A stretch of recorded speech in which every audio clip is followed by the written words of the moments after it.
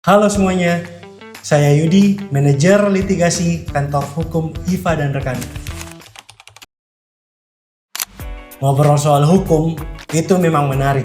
Bisa jadi bahan obrolan seru dari warung kopi sampai ke ruang diskusi yang lebih serius. Tapi buat orang yang tidak terlalu paham hukum, topik ini bisa terasa berat, apalagi kalau sudah banyak istilah hukum yang bikin pusing.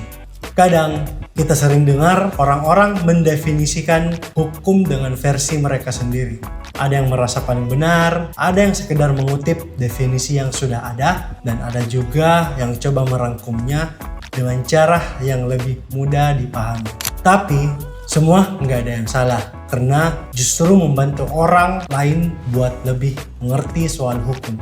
Nah, biar tidak membahas yang terlalu luas, di episode pertama ini kita bakal fokus ke satu topik saja, yaitu hukum ketenaga kerjaan.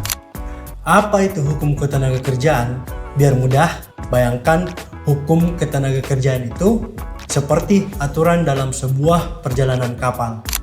Ada kapten pemberi kerja dan ada kru kapal atau pekerja. Kapten punya tanggung jawab buat memastikan kapal bisa berlayar dengan baik dan sampai ke tujuan, alias produktivitas perusahaan tetap jalan. Sementara itu, kru kapal harus bekerja sesuai tugasnya supaya kapal bisa tetap melaju tanpa kendala. Dalam perjalanan ini, tentu ada aturan yang harus diikuti. Kapten harus memastikan kondisi kerja aman, memberikan upah yang layak, jam kerja yang manusiawi, serta perlindungan bagi kru. Sebaliknya, kru kapal harus menjalankan tugasnya dengan baik, profesional, dan bekerja sama supaya semuanya dapat berjalan dengan lancar. Hukum ketenaga kerjaan ini berperan sebagai kompas dalam perjalanan tersebut. Kalau ada masalah, misalnya kapten kasih beban kerja berlebihan atau kru yang tidak bekerja sesuai standar, maka hukum ketenaga kerjaan ini bakal ngasih solusi biar semuanya tetap berjalan adil dan seimbang.